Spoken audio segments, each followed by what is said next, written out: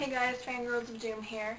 Well, some of you may know, but most likely a lot of you do not know, that my father works at a movie theater near where I live, and this first and foremost enables me to see movies for free, but also I can see movies before they come out, which in the movie theater business is called screening a movie. And since tomorrow is the midnight show, pardon me, of Harry Potter and the Half-Blood Prince, I got to screen it tonight.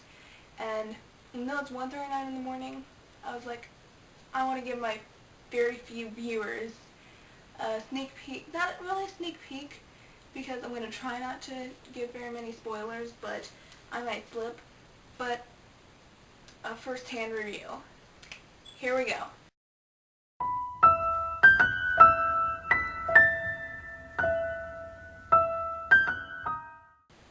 Everybody always says the book is better, and I agree. The Half-Blood Prince was much better as a book, but I really liked the movie. There are some differences you'll remember if you read the book on the train when Draco leaves Harry, like he smashes his face in with his foot, you know? You'll remember who comes to his aid before he has to go back to England. It doesn't happen like that in the movie. Which, you know, I can see them wanting to give a particular character more screen time while taking away from another character's screen time. It's their personal choice. It's the director's canvas, the movie. There are two different mediums, movies and books, so. And there's some other stuff, like you'll remember the Sectum Sempra spell from the book, which was a spell that the Half-Blood Prince had created. Now, if you've read the book, you know that's pretty graphic. Like, Draco gets drenched. Not really drenched, he gets covered in his own blood, basically. I don't want to say it's any less dramatic in the movie.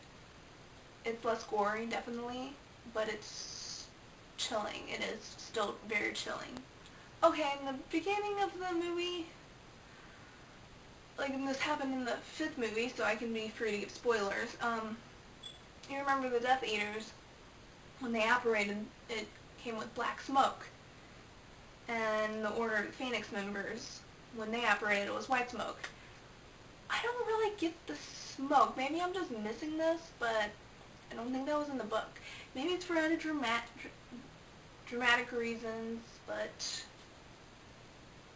was it to show the Death Eaters, like, they're black, they're bad. And because the Order of the Phoenix, they're white smoke, that means they're good? I mean, with that logic, that means Harry's evil and Draco's good. Not to say that Draco's necessarily good or evil, and, I mean, all the characters have the capacity for evil inside them, both good and evil. Back to the beginning of the movie, this isn't so much a spoiler, I think, because it doesn't add to the plot at all. It might to the subtlety of the movie, but I'll explain that in a moment. Harry's in this small subway cafe, and I guess in England it's different. I've never even been on a subway, so I don't even know what a subway's like.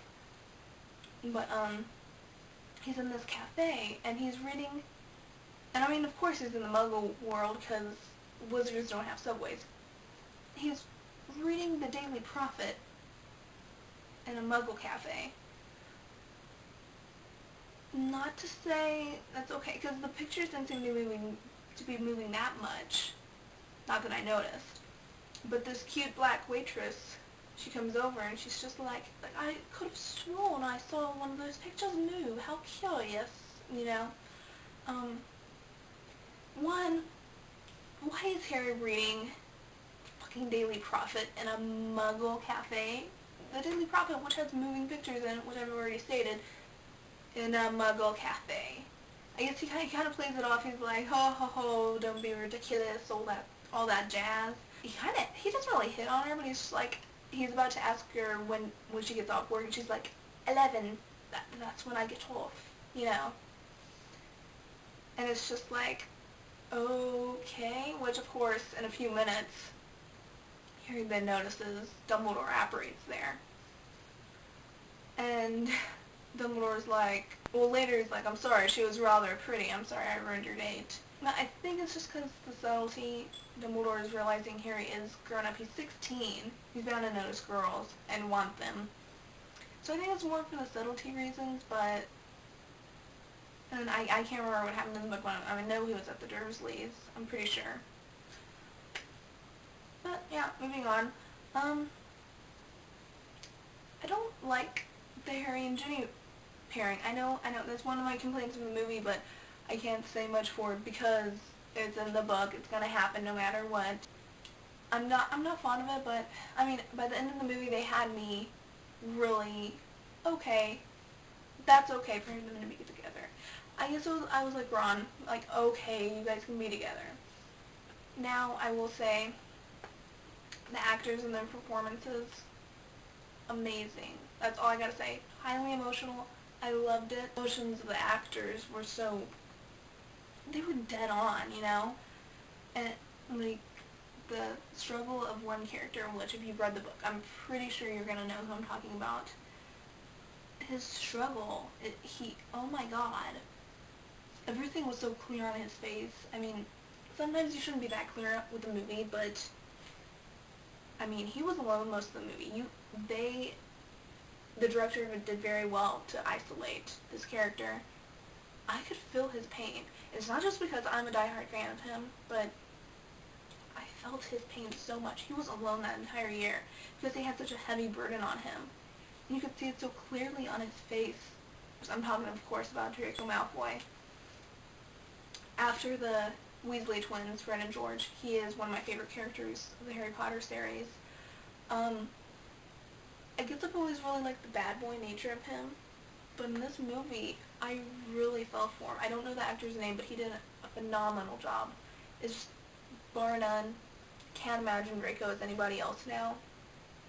Amazing. I mean, I'm pretty sure I cried for him in a few places.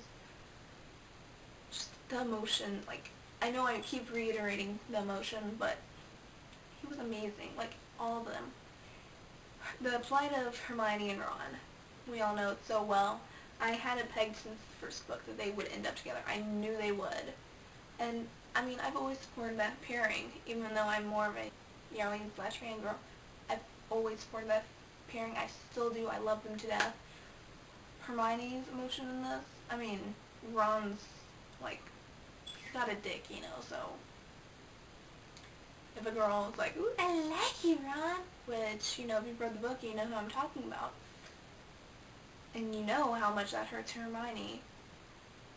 Emma Watson does an amazing job portraying how much it hurts Hermione, and because of that, her and Daniel Radcliffe do an amazing job of just showing their friendship. But in this one scene, Hermione's crying, not bawling, but God, it teared my soul up. It was sad. I mean, I've gone through heartbreak like that before, and it's hard, I know.